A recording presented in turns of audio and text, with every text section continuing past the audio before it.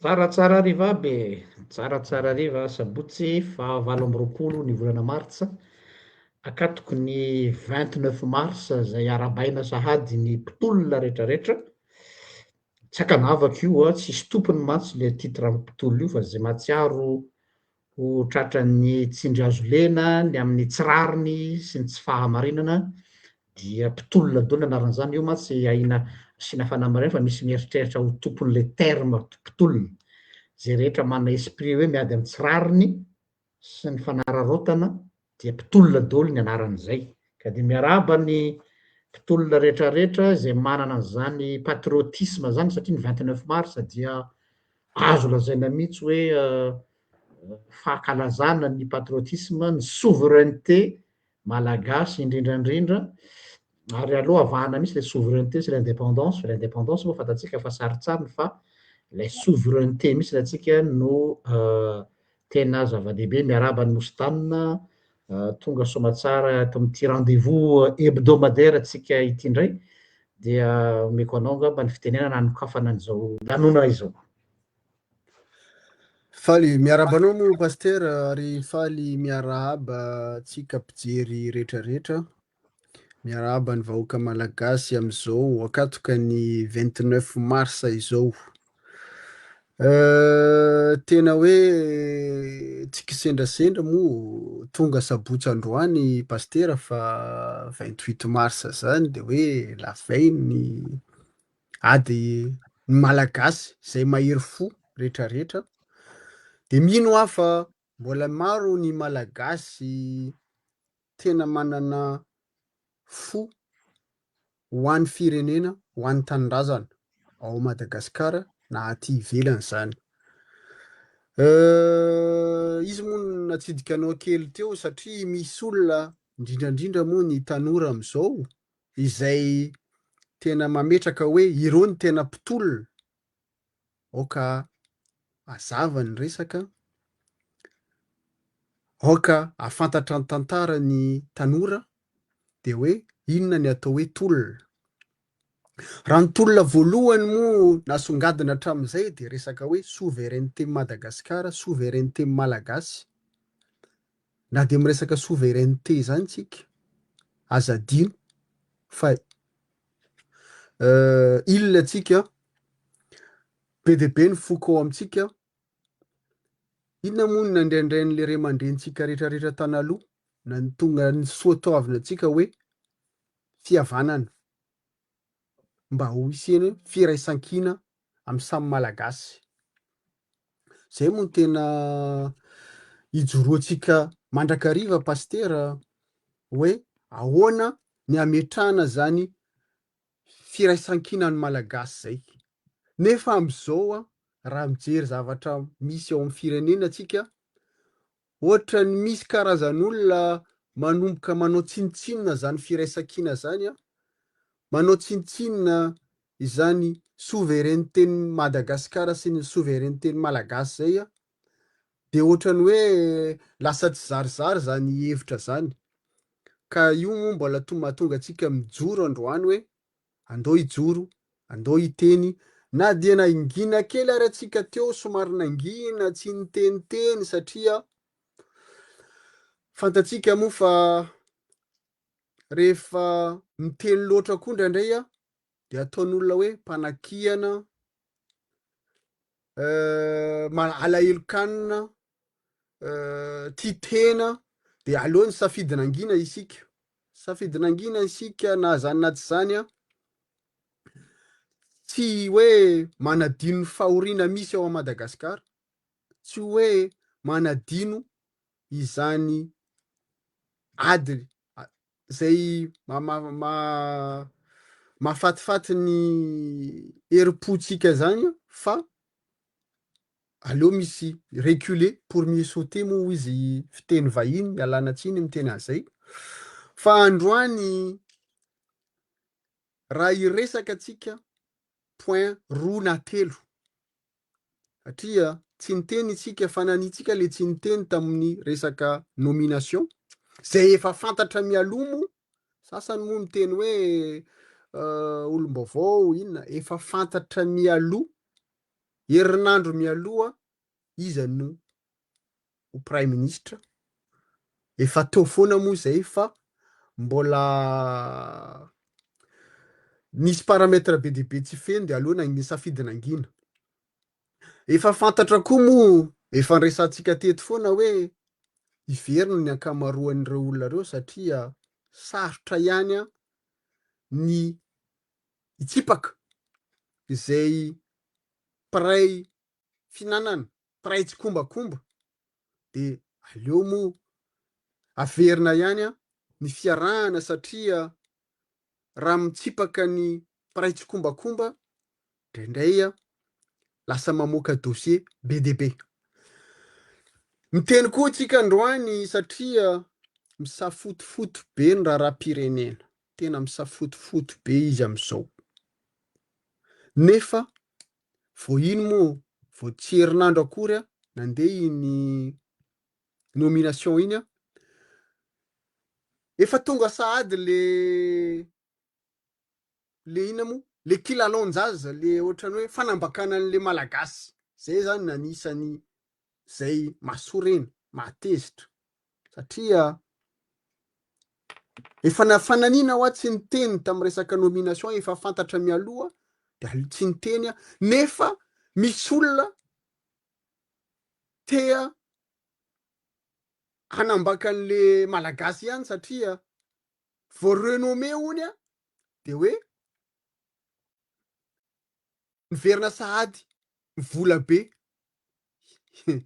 io manko magagana hoe niverina sahady no vola be. Alohan'ny atsika hiditra tsipirian'izany vola be zay satria resaka 4 millions de dollars moa izy teo iny 4 millions mahery de dollars de hoe volany ngarainy tany a Maurice le migadra tany a Maurice de hoe naverina. Tiako mampatsiahy alohany hidirana amin'ny lalindalina raha jerena io afera io ohatrany tsy de mampino loatra na de procédurany hoe vao nome anao kelikely eo de tonga le vola. Firy andro zany tsy nisy gouvernement tao ahoana ny nandehanan'le zavatra io ihany iny fa tsara ny mampatsiahy satria isy ifandraisana amin'ity zavatra resako ty manko le izy. Androany moa ny olona rehetrarehetra taitaitra amin'ny resaka russe misy ifandraisana zany izy ty androany taitaitra atsika androany hoe resaka russe ohatrany hoe iry zalahy tonga androany le fitondrana tonga androany nampatonga n'iry zalahy ny azakazaka tonga eo. Tiako ny mampatsiahy ho anareo mpitondra misy ny fondateur ny atao hoe Wagner iza moa izy Prigojine de io rangahy io efa nanomboka nisy approche tao Madagasikara à partir ny mars 2018 fantatsika hoe iza nitondra tamin'izany fotoana de nisy société malagasy koa izay nietreretiny zalahy zany hoe niinvestira tao aleo tononoko hoe tamin'ny androny Andriamatoa Rajaonarimampianina de nisy accord tany nisy vola be tany de rehefa aveo ino moa hitatsika rodana Andriamatoa Rajaonarimampianina de io vola be io nisy niandrahandra teo taty aoriana nefa tsy tonga tao anatin'le fitondrany raika lahy teo zay nenjentsika mafy koa nefa anisany misy zavatra tsy nilamina ihany tao zany de toy io fanarana vola be io maty zany le Andriamatoa Prigojine de ireo Wagner lasa Afrika Corps moa izy zay raha tsy diso de io mivezivezy eo a Madagasikara io afera io mbola mitohy misy fidirany sy fivoahany le vola eo Madagasikara de nandalo tao Maurice. Tsy misy ifandraisany am'izany hoe volany Ngara Vatomanga zany io, ka le olona manao le malagasy vendrana zay ny tena manahirana, de le reto mitehaka rehetrarehetra am'izay compte fake io a mihevitra koa hoe ny malagasy a vendrana koa. Mino aho fa mbola maro ny tompon'andraikitra ao amin'ny firenena mahafantatra an'izany dosie rehetrarehetra zay. Tsy hitsipaka an'izany ireo. Anisany mialatsiny promoako moa iny bandy iny a izay akaiky Andriamatoa Rajoelina tao andapa. Anisany PCA-n'io société malagasy resaka Chrome io, fantako fa mahafantatra zany dossier io zany izy a, matoa izy mandraky androany, mbola tsy nienjehana, mbola tsy nigadrana, misy antony satria io resaka vola io tsy haiko. Zany zany fampidiratsika androany pastera, aleo omeko anao fa mety anao manana feeling bebe kokoa amiko androany. Ie, tena manako lazaina mihitsy a de efa nampiomana ny olona hoe mevy aby anareo polahy arerahanareo androany. Nipopoka be mihitsy ny publicité navoakan'ny ministère ny justice fa hoe tafaveritsika ny vola 4 millions de dollars zay nahodikodiny tany amin'Ngiahy Mamirahavatomanga ka dia super héroïne. Io ny resantsika tamin'ny resako tamin'ny fandarina tamin'ny maly izy iny hoe fake, mbola fake io. Ho azavaitsika eto miprofo ary isaorako lay source primaire. Aloha maheno tsara ianareo, tsika eto tsy manao spéculation, tsika eto tsy manao analyse fa tsika eto nandray tavy amin'ny source primaire ka tsy afaka miteny aminareo zay hoe avy taiza fa citoyen malagasy tena azo lazaina hoe malala ifotony ity dossier ity. Ka hozaratsika anakiroa ny contre révélation satria nilaza nanao révélation nareo fa hoe tao anatin'ny 5 ambony enimpolo taona dia zay vao nisy vola tafaverina amin'ny kitapom-bolam-panjakana nahodikodin'ny olona dia niverina noho ny fahaizan'ny ministre de justice. Aza mampime madame ministre de la justice fa tsy zany no marina. Nareo moa manana olam-panao comme matanjaka be dia be dia ataonareo sagnagna aby agnay ka androany zay hanao contre révélation an'izany publicité matraquage nataonareo zany. Anakiroa ny fomba hitondrantsika ny resaka amin'ity hariva ity. Voalohany dia ny momba ny rapatriement, le resaka vola tenenina fa hoe rapatriement de devise fa tsy rapatriement de devise io tompoko, fa ho hitanareo inona le izy.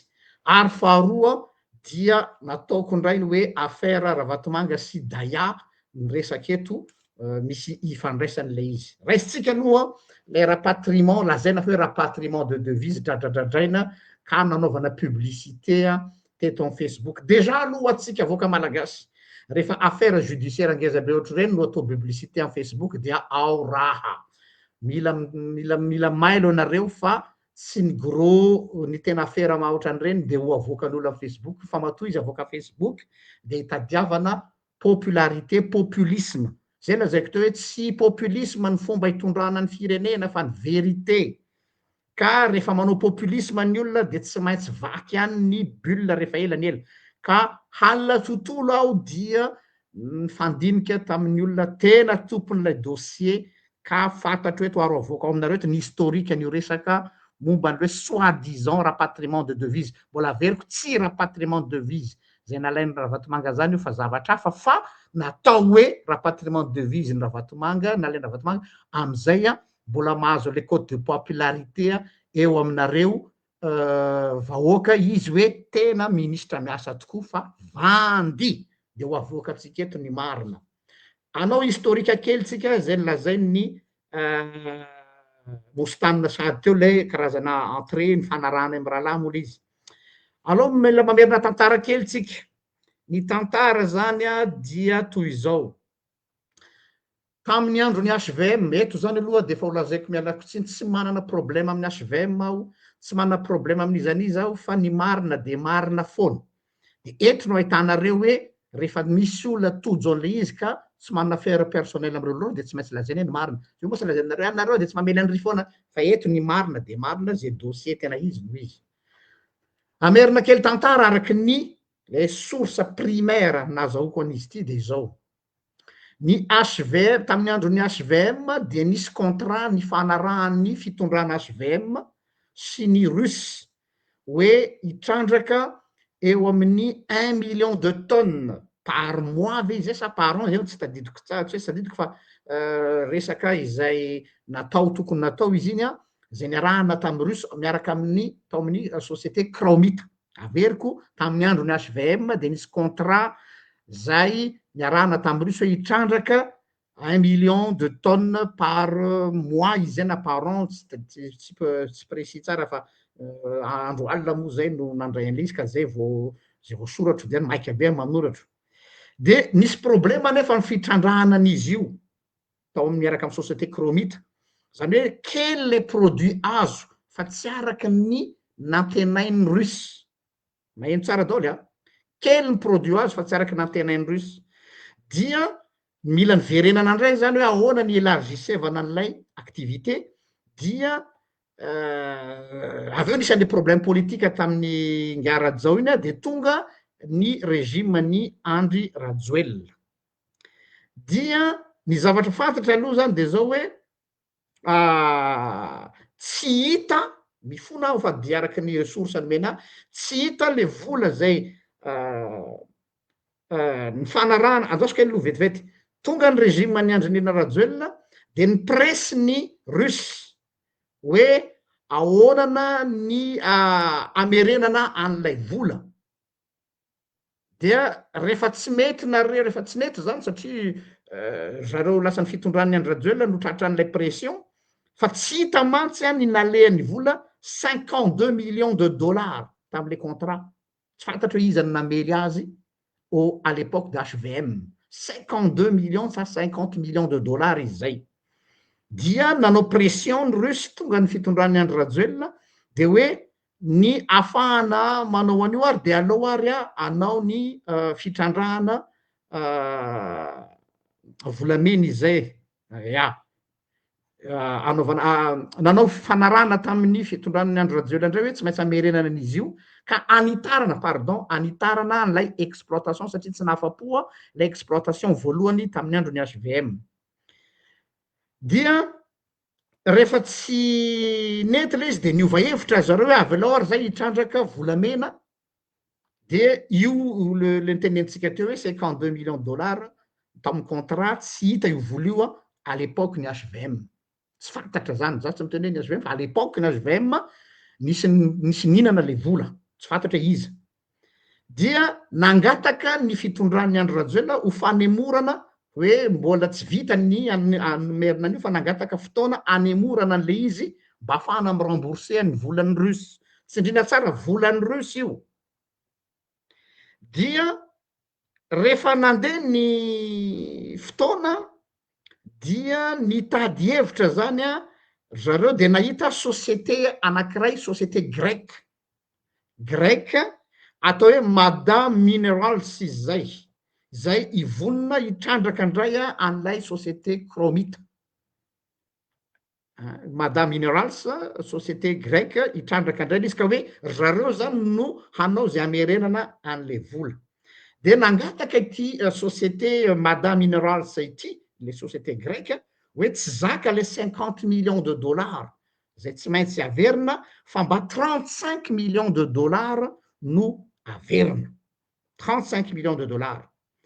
Rehefa zay dia raikitra ny contrat ka tamin'ny andro ny président Andry Nirina Rajoelina no naharaikitra le contrat hoe eny ary lasa 35 millions de dollars au lieu de 50 millions de dollars. Teo anelanelan'izay nefany dia maty Ngia Prigozhin.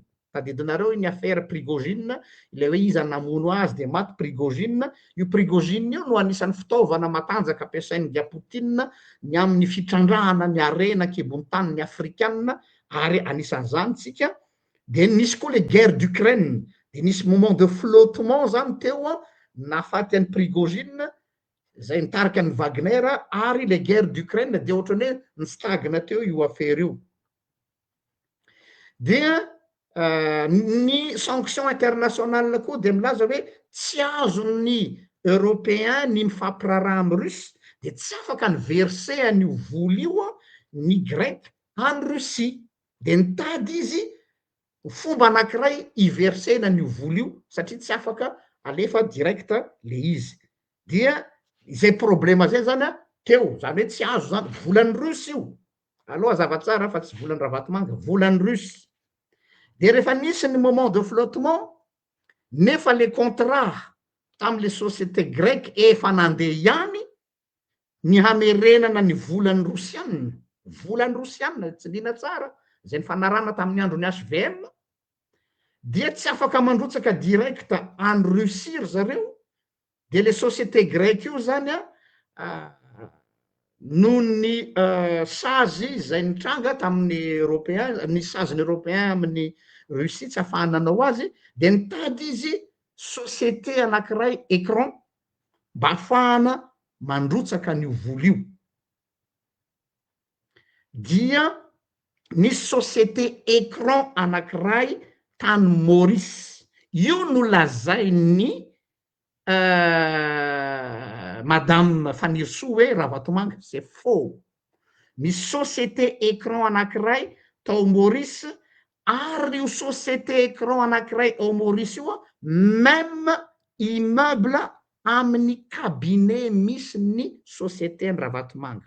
Averiko iny raha, nahita société écran anankiray io société io any Maurice, de tao anatin'ny immeuble tao ohatrany hoe tour d'orange io zao ngeza be, de misy samy manana braony ohatrany hoe tour World Trade Center, tour Trump Center, de samy manana braony ny société tsirairay. De tao anatin'ny immeuble io ny société ningahy PDG Mamy Ravatomanga, ary tao anatin'io société immeuble koa ny société an'ity société écran anankiray mauricianina tia, izay nanaiky ny androtsan'ilay société grecque an'lay vola ny fanarahana hoe 35 millions de dollars zay volan'ny Russe, de zareo no mandrotsaka any no androtsaka azy, de ireo aveo zany no manao zay andefasana azy any amin'ny Russe rehefa aveo. Zay zany le resaka. Io no nandrotsany grec, le société grecque an'lay vola, dia a charge an'le société io ndray ny mandrotsaka azy any Madagasikara, zay makany amin'ny Russe rehefa aveo. Avant septembre 2025 io, tsindrina tsara satria septembre 2025 non, oui, avant septembre 2025 no ny voan'io resaka io, de antsika malala tsara le nipoka lay le soi-disant tolona iny mbola resaka hafa ndray iny. Dia entre temps nandeha foana ny procédure, inona le procédure, niady ireo tompon'le vola, nanao mise en demeure nitaky an'le vola, resaka raharaha tribunal ady madio, raharaha tribunal ady madio nandeha ny procédure momba an'izy io. Dia rehefa nandeha le mise en demeure, zay tsy misy dirany madame Fanirso Ernève misy ty resaky ty. Mialatsiny aminao madame la ministre, fa vous avez fait croire aux gens que navoa ianao namerina ny volan'ny malagasy hoe tany amin'ny Ravatomanga, fa resaky nyty société grecque ty sy ny fanjakana malagasy ary ny Russe no resaky eto, fa tsisy idirany le hoe rapatriement de devise, fa contrat tsy vita nanaovana azy tamin'ny kromita tamin'ny fotoan'androny. Dia tsy diko tsara zay tsisy idirany ministre de justice am'izao fotoan'izao mihitsy io fa zao moa lasa hoe izy ny rôle ao anatin'le tantara. Io le resako taminareo foana omaly hoe fake le hoa nitondrana an'ity fireneny ty populisme nanaovana an'ity fireneny ty pour vous faire croire fa ry zareo ny tena rôle, nefany aloha tsy tariko ny resaka. De tam'izay fotoana zay le nitonony ny mostanina teo ny DG ny Chrome tam'izay fotoana zay malagasy MD mandat de satria nandeha tany amin'ny PAC les dossiers zany hoe pôle anti corruption de nandeha foana zany le procédure pénale de rehefa nandeha le procédure pénale de mipoka le affaire refondation affaire tolom-bahoaka miaraka amin'ny GNZ nifanena zany concours de circonstance misy resaka vatomanga misy resaka tolona de misy resaka de rehefa nandeha io de natahotra les sociétés nresantsika teo les sociétés écran grec izy iny raha tsy diso a de niahia les sociétés non les sociétés écran any Maurice hoe tsy anao an'io versement io zahay niato zany le versement tokony atao le versement io le lazainy madame Fanny Rsou am'izao fotoana fa io ny rapatriement de devise ce qui est faux tsy nanao an'le versement ry zareo saomatsy fangaro amin'ny affaire politique zay tsisy idirany zareo fa resaka business tamin'ny andro ny HVM de nitohizany andro Rajoelina ary nilovain'ny refondation dia na tsy nataony zareo le versement natao zareo sao de lasa misy fangarony resaka politika natao zareo sao de fa saringotra amin'ny zavatra hafa ka inona nataon'ilay société tany Maurice zay lazaiko tsara fa tsy société ny Ravatomanga fa société anankiray même immeuble amin'ny société ny Ravatomanga io ma sy sa fotofoto zao de lazaina hoe ray petsapetsa ony nefa tsisy idirany mihitsy de zao hoe ozy le société écran tany Maurice angalao ordonnance any amin'ny tribunal de commerce satria ady madio le izy mba hahafahany misécuriser ny versement n'le vola de nandeha io procédure io tsisy idirany ministre de justice tsy mihitsy io fa procédure efa nanomboka hatram'izay de nandeha lay fangalana le ordonnance tamin'ny tribunal de commerce satria ady madio dia niazakazaka ny conseil d'administration ny cromite nanao ny procédure izay en parallèle n'le resaka rotaka tamin'ny tolona teo dia rehefa nandeha zay de déclenchement nahoana misy ty déclenchement ana procédure normale zany le izy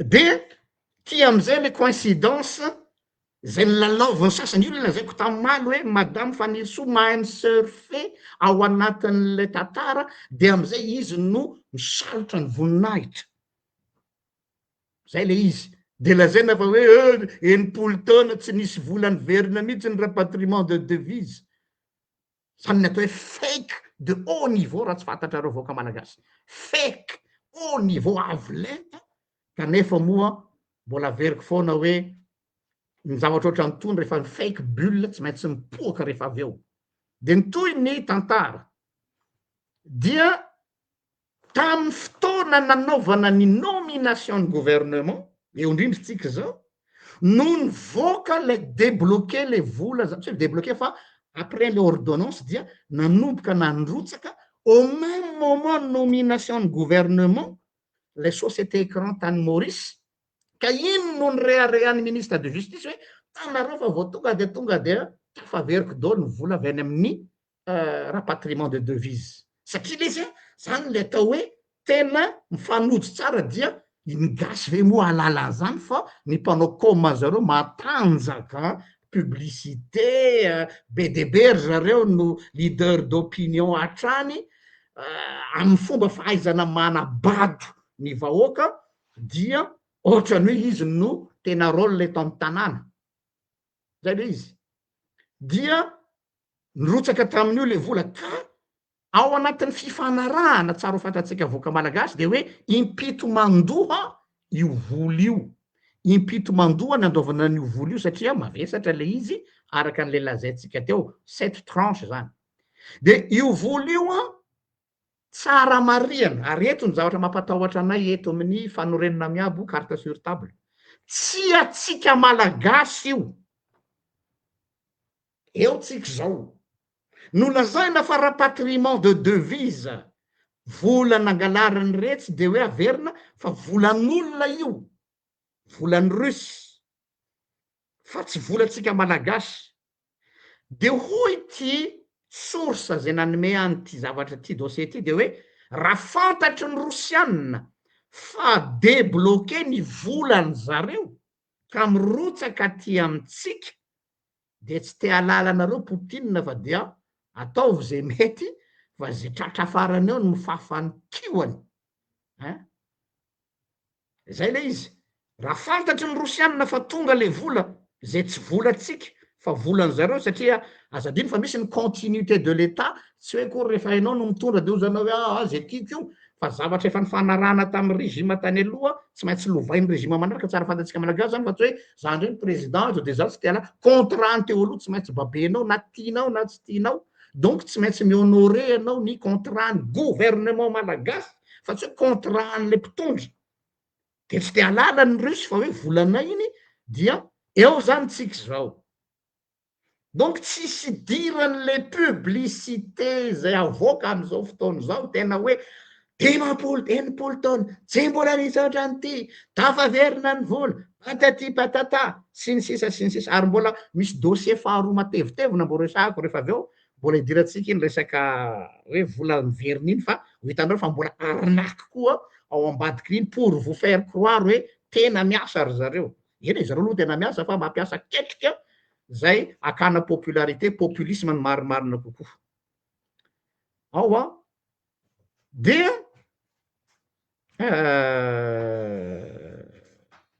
ny fanontaniana mipetraka hoe inona no ataon'ny Rusy le jour afantarany zareo hoe io vola io nefa tonga aloavo ny volan'olona raha tsy tady raharaha nareo manjarintsika gasy no mihinana ampangotsika eto ozy le namana anankiray zay ihinana ny tady kirarotsika eto i Poutine tsy isangy aminareo so de averinareo fa pour de vos beaux yeux nandraisana anareo tamy Kremlin en affaire c'est en affaire les bons comptes font des bons amis olona tsotra ary tsika ary business is business fa tsy saka ny resany tamy fomba manotriketriky zay tany Kremlin de ho tiany anareo bizou volan'io anazy io na marina na tsy marina peu importe contrat io donc vous êtes obligé d'honorer le contrat any am'zareo satria volany io ka za tsy te alina za tsy miditra am'le hoe madio sy maloto tsy c'est pas là le problème fa ianareo mivarotra sakabeloha amy vahoaka hoe natafavoaka an'le baolina fa tsisy baolina mivoaka zany fa baolina miditra ara zao misy idirana anga io tsika mianakavy hoe volan'ny Rosianina no kepoatsika na ataotsika hoe ho antsika malagasy ary inona nanjoatsika mianakavy eto de nefany a tsy enatra tsy tahotra de atao amina hoe rapatriement de devise tamy resaka raha vatomanga no resaka satria fantatry le olona reo tsara fa maharary atsika malagasy io tantara io de io foana ny fibre lalaovina mba hampakarana an'le taux de popularité zay zany aloha ny plat voalohany mostanina manjary soa de tsy digeren'ny olona le izy fa mbola misy anankiray matevitevina koa avy eo rehefa avy eo a fa aleo aloha mba asitsika fiatona kely a de omeko anao indray a ny fitenenana eny ry havana malala aby raha zany mo sarosarotra digerena moa zany pastera fa toy izao kely ary satria raha zany ny ambangovangon'le afera de mametraka fanontaniana androany hoe inona daholo manahirana ny olona mitondra institution androany mampiditra mivoaka reo organisation mercenaire russe reo za tsy teny hoe russe mercenaire rosianina io manko mampatahotra mbola ananatsika contrôle ave i Madagasikara raha miresaka géopolitique any atsika isan'andro matetika io moa misy groupe miresaka mampirisika de hoe roainy frantsay roainy occidentaux roainy zao tsy haiko na miteny fotsiny izy reny avoaka rama ave sa ampitenenina fotsiny de miteniteny fatany fa tsy mahafantatra hoe inona ny danger inona ny risque misy eo amin'io firenentsika io am'izao tsika miteny am'izao moreriny mitehaka fa présidentanay hanao miracle fa niomana am'izany ve izy androany alefa ny resaka misy te hamono misy te an'izao aza dinonareo fa nohon' io problème risy io tany amin'ny aneky 2022-2023 efa saika nisy ikasa koa amono zany Andry Rajoelina zany ary mbola any ny document miteny hoe nisy sambo izay hitondra fitaovam-piadiana andeha ho any Madagasikara tratra tao à la Réunion tamin'izany fotoana tamin'ny mardi 22 novembre 2022 le androany asiana indray le resaka hoe misy te hamono fa leksiranareo efa ny malagasy ny te hamono an'izany sa ianareo efa manomboka mikitikitika an'io fibre russe io de ianareo ihany ny mise en danger de lalaovinareo ny toetsain'ny fisainan'ny malagasy aza tao any kosa le izy satria misy malagasy mbola tena tia tanindrazana mbola miady ho an'ny tanindrazana de ararotinareo amin'ny ny adalanareo manenjika ny reny olona reny ohatrany hoe tia hamono anareo tia hanalanareo amin'ny fitondrany azonay ho an-tsaina mihitsy de hoe sarotra ny alana eo amin'ny fitondrana satria mahatsapa mahatsiaro tsy an sécurité tsony ianareo rehefa miala eo amin'ny fitondrana satria misy zavatra izay tsy voa anareo fa noho ny fitiavantena noho ny fitiavam-bola diso tafahoatra ianareo ihany nanao mise en danger ny tenanareo de androany anareo mila fahefana miaro anareo mialatsiny moa raha miteny an'izany eto raisitsika exemple zany misy filohan'ny institution ray izay masaha manao super président moa izy fitenentsika anazy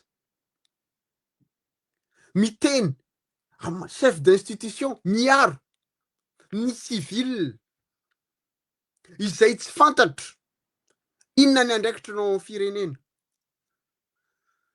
eo manko misy zavatra tiako anontaniana ihany amin'ny vahoaka malagasy sy indrindrandrindra koa ianareo ao amin'ny institution militaire misy olona zany mba sahirana nisy nanahirana anazy tao amin'ny fanjakana de nisy ny teny izy hoe andaonao entiko amin'ny olona desidera eto amin'ity fireneny ity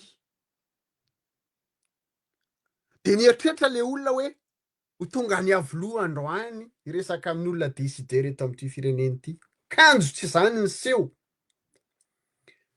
lasa tany antrano zay olona zay de niteny hoe mbola matory izy mialatsiny fa tsy afaka mandray anao izy androany de le olona ary gaga hoe za tsy hanao ny nanarana an'le olona fa mety efa fantatra anareo daholo zany desidera zany de le olona rehefa avy eo nieritreritra ihany hoe ity ve ny olona desidera eto amin'ity fireneny ity de ity ve ny anavotra anahako tena mety possible desidera satria misy filohan'ny androm-panjakana mihitsy ny joro izay manenjika ny manamboninahitra malagasy tsy menatra mandainga reo moa fa tsy tenenina ntsony le fandaingana satria raha ny teny zany colonel Patrick tsisy vahiny antsika eto Madagasikara hoe anenjika ny Andriamatora Vatomanga izany colonel Patrika zany. Anisan'ny fanenjehany zany colonel anisan'ny fanenjehany zany colonel zany any Ravatomanga na tonga anazy nitsoaka. Androany magaga anahy misy androm-panjakana miteny hoe colonel Matahotra nitsoaka.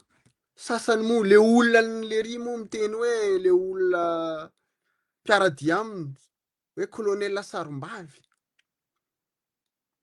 Mahagaga anahy. Tao anatin'ny institution, tao anatin'ny assemblée nationale io efa 4 taona io olona io tsy mbola nijoro na indray mandeha amin'ny mahadeputé azy. Niaro, niady izany Ravatomanga zany. Nefa izy manana immunité parlementaire. Androany izy miseho milay manenjika an'izany colonel zany. Nefa fantatsika tsara, efa nitenenin'ny colonel hoe ireo dossier rehetrarehetra reo izay nangoniny anenjika an'izany olona zany tamin'izany fotoana nangatahany izay olona voatonontonon'ny pastera teo mbola taty exilé taty andafy ny talao nangataka an'izany dossier zany tany amin'ny colonel Mikael mba hanenjena zany Ravatomanga zany. Mbola tsy teneninay koa ny ao tao ambadika an'izany. Fa iny le nanangana association de ireo ihany miteny rehefa avy eo hoe tsy maintsy misy olona ana Maurice tsy maintsy manenjika anazy de natao prête-nom zany de nomena an'le olona le dossier. Androany de miteny daholo ny olona hoe tsy nisy ny sa nijoro raha tsy io olona io. Fa iza ny adalenareo re olona e? Iza ny adalenareo amin'ity fireneny ity? Zafady. Sa hoe ny lainga nitenenina omaly efa tsy lainga ntsony androany?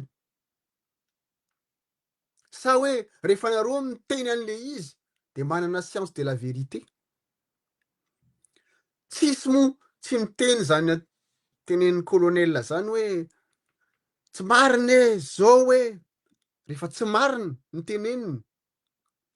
Rehefa hitanareo adaly izy miteny, maninona moa inareo manenjika anazy faran'izay mafy indrindra am'izao ary ikasa ifofony ainy mihitsy. Satria maninona? Inona ny antony ifofona ny ain'olona zay adala zay tsy miteny marina? Io moa tiako todina manokana amin'ny institution militaire todika amin'ny chef d'état-major. Frère d'armes ihany ianareo tsy hitako ny tsy joronareo miaro izay frère d'armes aminareo. Na inona ny nataony, na inona ny nataony anjaranareo tsiraray mijoro androany. Satria raha matadida tsika ny tantara, taiza moa ny tena nanomboka namotika an'io institution militaire io? Jery todika kely. Nangidy tamin'izany fotoana zany noho ninona ny tsy firaisan-kina tamin'ny miaramila? Satria nisy fifanenjena tamin'ny miaramila sy ny mpampandro-tany tany amin'ny 2002. Efa nitenenina tamin'izany hoe zava-doza io de natao ihany. De ny afara tamin'inona ny farany? Ny afaran'ny 2009. De mbola tsy nifandamina ihany tamin'izany satria efa nangataka izahay Ratsirakista tamin'izany fotoana hoe andao ampihavanana ny samy malagasy. Gaga androany mijery Facebook mahita hoe io manenjika ny team daholo ry zalahy reto fitondrana. De mody mamory olona de miteny de manenjika ny team. Fa ianareo ve nitondra faisana tamin'izany fitondrany Ravalomanana zany? Tsy ianareo izao io? fa na izahay nitondra faisana tamin'izany, ny fianakaviana nitondra faisana, ny fianakaviana nygadra tamin'izany fotoana, mbola nangataka ho fampihavana pirenena izahay. Androany ianareo indray miseho tompony, ianareo indray manenjika, ianareo indray miseho mampizarazara amin'ny malagasy. Fa mihevitra ve ianareo fa ny fampizarazarana ireo isika malagasy hitondra amin'izany inona moa dradradrainareo ataovanareo publicité état fédéral? Zany toe-tsaina zany ve mieritreritra anareo ho tonga amin'izany état fédéral zany?